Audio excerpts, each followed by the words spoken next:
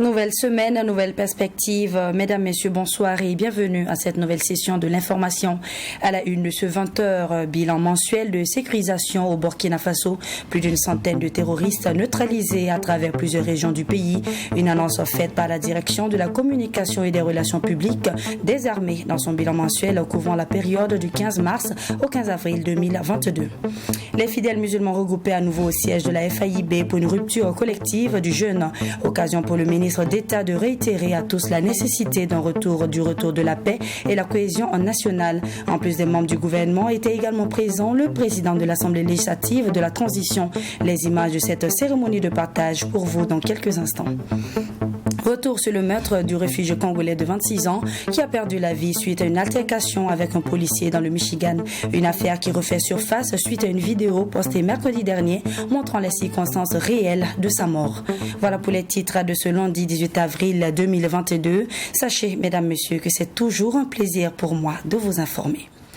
Je vous le disais il y a quelques instants, plus de 60 terroristes tués au Sahel, au centre-nord et 40 autres à l'est et au centre-est du Burkina Faso. C'est ce qui ressort du bilan mensuel de la situation sécuritaire de l'armée du 15 mars au 15 avril. Des résultats rendus possibles grâce à l'opération Ougapo 3 qui se déroule depuis 3 semaines, précise le rapport mensuel de l'armée. Dans ce même rapport publié ce lundi 18 avril, l'armée note une légère amélioration de la situation sécuritaire sur la période du 15 mars au 15 avril sur plusieurs parties du territoire national. Le compte rendu, c'est avec Maxime Jean-Eudes Bambara.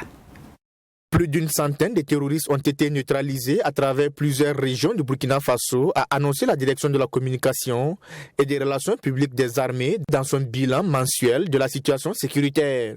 Ce bilan qui couvre la période du 15 mars au 15 avril révèle que plus de 60 terroristes ont été neutralisés au Sahel et au centre-nord et plus de 40 autres dans les régions de l'Est et du centre-Est. Pour ce qui concerne les régions du Sahel et du centre-nord, plusieurs offensives ont été conduites dans le cadre de la poursuite du nettoyage de la ville de Djibo et de ses environs. Le 16 mars, 4 binômes armés à moto ont été abattus au sud de Djibo. 2 autres terroristes qui tentaient d'enfuir un engin explosif improvisé sur l'axe Bourzanga-Djibo ont également été tués. Les 20 et 21 mars, ce sont 40 terroristes qui ont été mis hors d'état de nuire par des unités terrestres et aériennes à Djibo. De l'armement, des moyens roulants et un dépôt de ont également été détruits. 3 jours plus tard, ce sont 9 autres terroristes qui subissaient le même sort à Barsalgo lors d'une opération. Opération au cours de laquelle un véhicule militaire a malheureusement heurté un engin explosif, faisant 2 soldats morts et 3 blessés. L'armée indique également avoir détruit une base terroriste à Oursi et 12 terroristes ont été dénombrés après l'opération. Dans les régions de l'Est et du centre-Est, ce sont des actions de très haute intensité qui ont été menées en riposte aux attaques de Natiaboni et Napadé, survenues le 22 mars dernier, indique le bilan mensuel. Au cours de ces actions, 10 terroristes ont été neutralisés lors de la destruction d'une base dans les environs de Natiaboni le 26 mars. Entre le 1er et le 8 avril, ce sont 35 terroristes qui ont été tués à Taouri, Pama et Tchourel. À en croire la direction de la communication et des relations publiques des armées, la situation sécuritaire sur la période du 15 mars au 15 avril s'est légèrement améliorée dans plusieurs parties du territoire national comparativement au mois écoulé. Des résultats engrangés grâce à l'opération Ougapo 3 qui se déroule depuis 3 semaines, précise le rapport mensuel de l'armée. Lors de la conférence de presse du gouvernement le 11 avril dernier, le ministre de la Justice a annoncé l'état d'urgence qui sera décrété sur tout le territoire national, chose qui avait déjà été décrétée dans 14 provinces ayant pris fin avec la dissolution de l'Assemblée nationale par le MPSR. Cependant, quelles en sont les implications dans cet état d'exception? Élément de réponse dans ce reportage d'Abdoul Rahim Niénié. L'état d'urgence est un état exceptionnel, un régime juridique de crise décrété par le président du Faso lorsque le pays fait face à une crise, selon les explications du Dr Samson Dabiré, enseignant-chercheur, qui a d'ailleurs consacré un ouvrage sur la dérogation aux droits de l'homme. L'état d'urgence est décrété pour une durée de 30 ou 45 jours selon que l'Assemblée nationale soit en session ou hors session et peut être prorogé par une loi. Encadré par la loi 023 de 2019, l'état d'urgence est une restriction des libertés individuelles et collectives qui sera opérée par l'administration à travers les forces de sécurité intérieure pour faire face à la crise. Peuvent adopter un certain nombre de mesures telles que la réquisition de personnes et de biens, telles que les perquisitions de jour et de nuit, l'interdiction de circulation dans certains endroits et à certains moments, le contrôle des médias ou même l'interdiction de certaines publications qui sont de nature à troubler l'ordre public, l'interdiction ou la dissolution de certains groupes ou de certaines associations dont les activités sont considérées par l'autorité administrative comme de nature à troubler l'ordre public, l'interdiction d'enseignement ou de prêche religieux considérés comme étant de nature à inciter à la violence ou à la haine. Donc vous voyez que c'est un certain nombre de mesures qui sont en réalité des restrictions à des droits et des libertés. Pour Dr Dabiré, la situation actuelle du pays justifie la prise de cette mesure de restriction de liberté. Il explique que l'état d'urgence permet au gouvernement de prendre des mesures spéciales.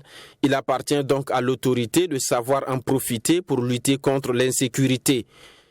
L'état d'urgence n'est pas une panacée. Donc on recourt à l'état d'urgence parce que nous avons des mesures que nous voulons prendre et qui ne peuvent pas être exercées si on reste dans la circonstance normale ou dans le droit ordinaire. Ça donne les coups de franche à l'autorité politique d'adopter un certain nombre de mesures pour résorber la crise. Mais s'il n'y a pas de mesures fortes pour résorber la crise, on a beau recourir ou même cumuler toutes les formes d'état d'exception que nous avons, la crise va rester. Donc il revient à l'autorité politique, une fois qu'on a recouru à l'état d'urgence, de prendre les mesures et de les exécuter, puisque avec le recours à l'état d'urgence, elle dispose maintenant de coudées franches.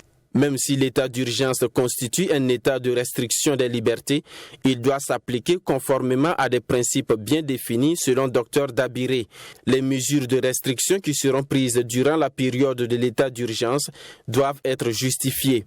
Il faudra respecter un certain nombre de conditions, c'est-à-dire qu'il faudra que ces restrictions soient proportionnelles, soient nécessaires, que l'autorité administrative s'assure toutes les fois qu'une liberté est atteinte dans le cadre de l'état d'urgence, que cette atteinte est nécessaire pour l'objectif qu'elle veut atteindre et que cette restriction est proportionnelle. S'il y a des mesures d'état d'urgence qui sont prises et que vous estimez qu'elles ne sont pas régulières, vous avez la possibilité de contester ces mesures-là devant le juge administratif et par la suite devant les juridictions internationales ou devant les juridictions sous-régionales. L'autre chose qui pourrait concerner les citoyens, c'est que la loi sur l'état d'urgence prévoit un certain nombre de sanctions de nature pénale lorsque vous contrevenez aux mesures de l'état d'urgence. Donc ce sont des amendes qui peuvent aller d'un certain montant et aussi des prisons fermes qui peuvent être prononcées contre vous.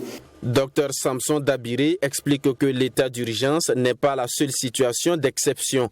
Le droit positif burkinabé prévoit l'état de siège et l'état d'exception prévu à l'article 59 de la Constitution. Le président du Faso peut recourir à ces situations dans des cas spécifiques en fonction de la situation.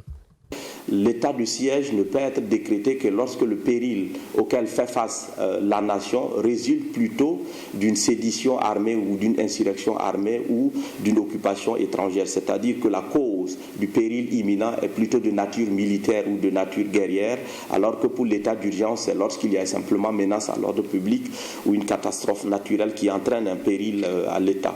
Ensuite, alors que l'état de siège donne l'onction plutôt à l'autorité militaire d'exercer les pouvoirs d'exception, dans l'état d'urgence, c'est l'autorité administrative qui est un des pouvoirs d'exception. Alors, lorsqu'on se retrouve dans une crise institutionnelle, donc le fonctionnement régulier des institutions est interrompu, ou que l'intégrité du territoire est menacée, ou encore que l'exécution des engagements internationaux du Burkina Faso sont rendus impossibles, le président du Faso peut en ce moment recourir à ces pouvoirs exceptionnels qui sont prévus à l'article 59 et il cumule en ce moment à la fois le pouvoir exécutif et le pouvoir législatif. Il devient une sorte de souverain de l'exception absolue et peut prendre toutes les mesures qu'il estime nécessaires pour résorber la crise. Samson Dabiré espère que l'état d'urgence va être limité dans le temps si toutefois il doit être prorogé par l'Assemblée législative de la transition, cela afin d'éviter des abus. Tout compte fait, le Burkina Faso doit notifier au secrétariat général de l'Organisation des Nations Unies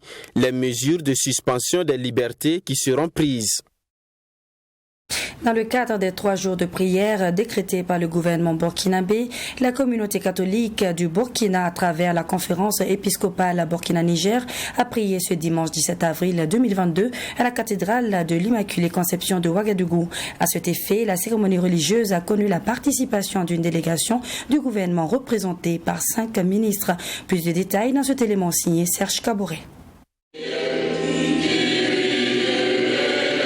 5e des mesures énoncées au Burkinabé par le président du Faso lors de son adresse à la nation le 1er avril dernier, la journée de prière, d'adoration et d'intercession pour la paix et la réconciliation au Burkina Faso a été observée ce dimanche par la communauté catholique du pays des hommes intègres à la cathédrale. À travers cette journée de prière qui coïncide avec la célébration de la fête de Pâques, les fidèles chrétiens à travers des chants, des louanges et des adorations ont adressé des requêtes au Seigneur pour le retour de la paix. Les autorités du pays ont voulu que toutes les religions puissent prier Dieu pour l'avènement de la paix, de la justice et du bon vivre ensemble dans ce pays. Et les évêques du Burkina ont choisi ce jour que dans toutes les paroisses du Burkina, nous puissions prier pour la paix. Alors nous demandons à Jésus ressuscité de nous faire épouser son amour, que nous puissions nous aimer en essayant de nous pardonner, en nous pardonnant même franchement. Et surtout nous disent que la plupart de ceux qui sont au centre du terrorisme actuellement, ce sont nos frères, ce sont nos sœurs burkinabés.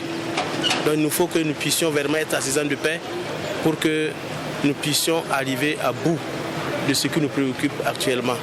Le gouvernement burkinabé a fait le déplacement de la cathédrale à travers la présence des ministres en charge des questions religieuses, de la défense, des infrastructures, du genre et de la solidarité nationale. Que les prières soient exaucées et que nous ne fassions rien dans la réalité pour que ces prières passent, n'est-ce pas, de simples invocations à la réalité, ça c'est une autre chose. Donc aujourd'hui, nous devrons mettre, n'est-ce pas, un point d'honneur à faire en plus de la prière ce que nous faisions de par le passé. Et c'est en cela que le président du Faso, Paul-Henri Sandaogo Damiba, suite aux sollicitations qui ont été faites par les confessions religieuses et même des organisations de la société civile, a donc décidé qu'il était important que le gouvernement accompagne ce qui s'est fait, ce qui se faisait, ce qui se fait et ce qui se fera. Et même si demain nous ne sommes pas là, nos esprits, n'est-ce pas, seront là. Du vendredi 15 à ce dimanche 17 avril, les communautés religieuses du Burkina Faso, à travers la Fédération des associations islamiques du Burkina FAIB, la Fédération des églises et missions évangéliques du Burkina FEME, la conférence épiscopale Burkina-Niger ainsi que la religion coutumière ont ensemble prié pour le retour de la paix au Burkina Faso. Toujours dans le cadre des 3 jours de prière décrétés par le gouvernement burkinabé en vue de lutter contre le terrorisme, le président de la Fédération des églises et missions évangéliques a reçu également ce 17 avril une délégation gouvernementale à l'église évangélique Baptiste le Bon Berger de Zogona. Pour le président de la Fédération, la visite du gouvernement se veut être profitable, d'autant plus que cela témoigne de l'importance accordée à la question religieuse. Plus de précisions dans ce reportage signé Joseph Yao, Annie Gladys-Da avec la voix de Fatimata Nikiema. La célébration de la résurrection du Christ a mis fin aux 3 journées de prière, d'adoration et d'intercession nationale décrétées par le Conseil des ministres du 13 avril dernier. À l'issue de cette célébration, le ministre de la Solidarité nationale au nom du gouvernement burkinabé s'est joint aux fidèles chrétiens de l'église évangélique baptiste le Bon Berger afin de prier pour la paix et la cohésion sociale au Burkina Faso. Des chants de louange et d'adoration pour mettre à nu le désarroi des populations face à la situation sécuritaire nationale et demander les grâces de Dieu. Les victoires que nous engrangeons trouvent déjà leur source au niveau donc du spirituel. Et nous venons justement encourager de la part donc de leur Excellence tout ce qui se pratique dans les lieux de culte, les prières qui sont élevées envers le grand Dieu pour que la paix revienne au Burkina Faso. Et nous avons été édifiés par la parole de Dieu ce matin et nous avons aussi vu les axes de prière. C'est vraiment des prières de combat et de victoire et le message c'est la résurrection de Christ. Et nous avons foi par les prières qui ont été proclamées ce matin ici que le Burkina sera également ressuscité et que la paix va revenir, d'abord la paix des cœurs, l'harmonie des uns envers eux-mêmes et envers leurs prochains, pour que le Burkina recouvre l'entièreté de sa paix et que les activités donc reviennent, que chacun puisse travailler pour le développement du Burkina Faso. Pour le président de la Fédération des Églises et Missions évangéliques FEME, la visite du gouvernement est salutaire et témoigne de l'importance accordée à la question religieuse. Il estime par ailleurs que la crise sécuritaire est la résultante d'un manque de dialogue et invite chacun à s'impliquer davantage pour une paix et une cohésion sociale. Il faut dire que vraiment c'est d'abord sur le plan spirituel que la bataille doit être menée. Nous le répétons qu'en vérité, dans une guerre, personne ne gagne. Mais si véritablement il peut y avoir des concertations pour faire en sorte que ceux qui peut-être allaient pouvoir dire quelque chose, allaient parler, ceux qui peut-être ont quelque chose de rancœur dans leur cœur, qu'ils puissent l'exprimer et qu'un terrain soit trouvé, un terrain propice pour qu'ensemble on puisse s'asseoir et alors chercher des solutions aux problèmes que nous avons. Nous sommes tous burkinabés et il est important que les burkinabés ne continuent pas de se tirer dessus, mais plutôt faire en sorte que nous puissions revenir ensemble, nous asseoir et c'est par là que nous allons trouver la solution. En plus de ces 3 journées de prière, des dialogues sont en cours afin de tendre la main aux Burkinabés qui ont pris les armes contre leur propre pays. Et le ministre de la Solidarité nationale d'inviter les fidèles chrétiens à toujours persévérer dans la prière pour que le Burkina Faso puisse retrouver sa stabilité d'antan. C'est connu de tous, pendant le mois de jeûne, une date est choisie pour une rupture collective. Et pour cette année 2022, les fidèles musulmans étaient à nouveau au siège de la Fédération des associations islamiques du Burkina pour partager le repas ensemble. Pour ce temps de communion et de prière, se sont joints à eux quelques membres du gouvernement ainsi que le président de l'Assemblée législative de la transition. Retour sur cette journée du 17 avril riche en émotions avec Michael Tougri. C'est un message de fraternité du gouvernement apporté aux fidèles musulmans du Burkina en ce mois de jeûne, dira le ministre d'État. Ce 17 avril, après la journée de jeûne, tous se sont retrouvés au sein de la Fédération des associations islamiques du Burkina, FAIB, pour une rupture collective. Plusieurs personnalités ont répondu à l'invitation de la FAIB. Le ministre d'État a réitéré à toutes et à tous la nécessité d'un retour à la paix et à la cohésion sociale au Burkina Faso. Tous les ressorts qui peuvent nous mobiliser autour de ce thème, il faut que nous actionnions toutes les valeurs qui ont fait la force de ce pays. Il faut que nous actionnions tout ce que nous avons connu comme patrimoine dans ce pays. Il faut que nous le retrouvions et que nous conjuguions tous nos efforts pour parvenir à cette cohésion et retrouver ce que nous connaissions ici au Burkina Faso, à savoir la fraternité, la cohésion et la paix. Mois de solidarité et de partage, ces 2 valeurs partagées par le peuple burkinabé doivent retrouver tout son sens en ces moments difficiles, caractérisés par la double crise sécuritaire et humanitaire. Œuvrer pour la paix et la cohésion sociale au Burkina Faso, en plus de la prière, chaque citoyen doit être un vecteur de paix. Cette rupture collective a été aussi l'occasion d'inviter les Burkinabés à privilégier l'intérêt national. Je voudrais demander également à chacun de nous de prier pour notre pays, de confier notre pays à tout-puissant d'Allah. On prie tous qu'il apaise nos cœurs en faveur de cohésion sociale et le retour de la paix et la sécurité. Merci encore d'avoir effectué ce déplacement. La Fédération des associations islamiques du Burkina, FAIB, regroupe en son sein plus de 360 associations. Et pour sa part, le président du Présidium, Moussa Kwanda, a rassuré le gouvernement que les fidèles musulmans au quotidien dans leurs prières adressent des messages de paix. Et cela va se poursuivre pour un retour à la cohésion sociale au Burkina Faso, confronté depuis maintenant 7 ans aux attaques des groupes armés. La coordination de la Chambre régionale d'agriculture de l'Est, en collaboration avec les organisations rurales, a organisé une journée promotionnelle des produits locaux agro-silvopastorales, halieutiques et fauniques qui se sont déroulées du 14 au 16 avril 2022 à Fadangourmand. Elle a été placée sous le thème de la contribution des produits locaux à la résilience des femmes et jeunes ruraux dans un contexte d'insécurité et de Covid-19. Reportage signé Serge Caboret.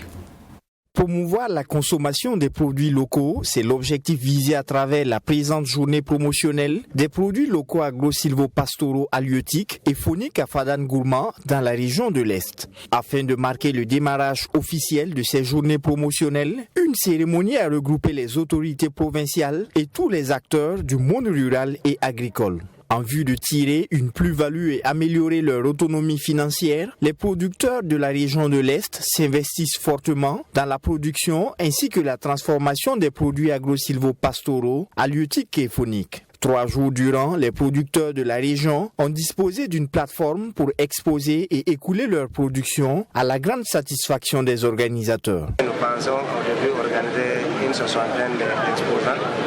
Et là, nous sommes allés au-delà de ça. Donc c'est une fierté, malgré que c'est délocalisé. Délocalisé, bon, c'est le contexte que nous connaissons, le contexte d'insécurité, et qui nous a obligés de ramener ça ici. D'abord, les artères qui allaient exposer à Tchepango, c'est les mêmes artères qui sont revenues ici. Et au-delà de la province du Kouma, nous avons aussi d'autres provinces qui nous sont associées pour venir exposer. L'occasion a été saisie par les autorités pour traduire leur reconnaissance à l'endroit des producteurs qui contribuent au développement du Burkina Faso. Nous savons que cette production a été faite dans un contexte très difficile, à savoir l'insécurité. C'est encore le dit que nous sommes avec eux. Nous les encourageons. Nous les invitons en tout cas à développer des initiatives, des stratégies pour être davantage plus résilients devant ce contexte sécuritaire difficile. Également, en ce qui concerne les transformateurs, nous les félicitons grandement pour tout ce qui a été fait. Nous voyons que c'est des produits vraiment qui sont très bénéfiques pour la santé et nous les invitons vraiment à se positionner à ce niveau de transformation. L'organisation des journées promotionnelles des produits locaux agro-silvopastoraux, halieutiques et fauniques du Gourmand ont vu le jour grâce à l'appui technique et financier de plusieurs partenaires dont le programme Arides. Je pense que cette activité s'inscrit au niveau de la trajectoire de notre programme qui nous permet d'agir pour pouvoir favoriser en tout cas la commercialisation et le développement des filières agricoles d'une manière générale. L'opportunité s'est présentée à nous de pouvoir accompagner cette activité. On n'a pas hésité parce que également on intervient dans 6 communes dans la région de l'Est. On a bien voulu associer notre image à cette activité et permettre aux acteurs de pouvoir réaliser leurs souhaits, de faire la promotion de leurs produits. La journée promotionnelle des produits locaux agro-silvopastoraux, halieutiques et fauniques à Fadangourmand a été placée sous le thème de la contribution des produits locaux à la résilience des femmes et jeunes ruraux dans un contexte d'insécurité et de Covid-19. Voilà, c'était la journée promotionnelle des produits locaux agro-silvopastoraux, halieutiques et fauniques. Page sport à présent. Las Fayenenga trébuche lors de cette 25e journée, mais garde toujours sa place de leader. Le faux, son poursuivant en direct, tombe également. Le RCK, par contre, bat le Salitas et fait une bonne option pour la course au titre. Salitas lui retombe complètement dans la zone rouge et se met encore en difficulté. Le résumé de la rencontre RCK Salitas avec Assami Tiemtoré.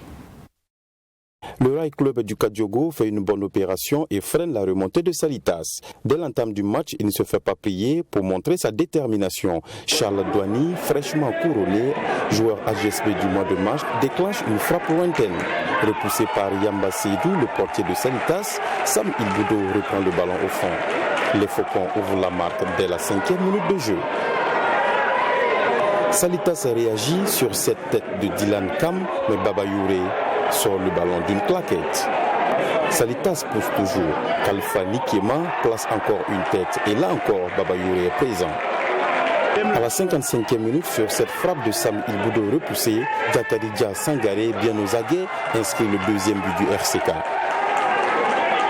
Salitas obtient tout de même un dernier ballon. Mais Baba Youré, bien en forme cet après-midi, reste ferme.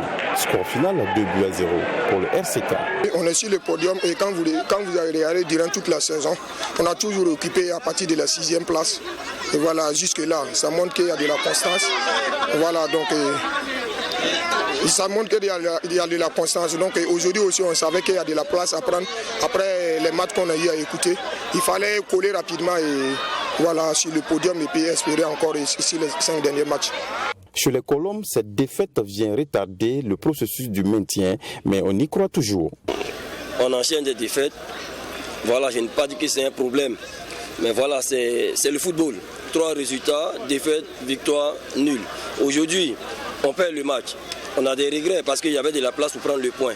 Mais voilà, il reste encore quelques journées. Nous, on va continuer à travailler. Jusqu'au bout, on y croira. Là, je vous rassure. Les Salitas demeurent un grand club et les Salitas restent en Ligue 1. Ça, je vous le rassure. Le Rail Club, avec cette victoire, est désormais challenger du leader, Las Fainenga. Actualité internationale avant de clore cette édition. Patrick Lioya, un réfugié congolais de 26 ans, a été tué suite à une altercation avec un policier dans le Michigan. Les faits remontent au 4 avril dernier, mais la publication ce mercredi de la vidéo montrant les circonstances de sa mort provoque une vive émotion aux États-Unis. Les autorités locales précisent que l'agent incriminé a été placé en congé payé en attendant les résultats de l'enquête menée par la police de l'État du Michigan. En RDC, le gouvernement condamne déjà le meurtre et d'y suivre l'affaire de très près. Suivons ce reportage. Aux États-Unis, plusieurs dizaines de personnes manifestent depuis quelques jours à Grand Rapids, dans le Michigan, contre l'assassinat de Patrick Lioya, un Congolais tué par un policier blanc lors d'un contrôle routier le 4 avril dernier. Selon les vidéos de la police, c'est pendant une altercation que le policier a tiré une balle dans la tête du jeune homme de 26 ans.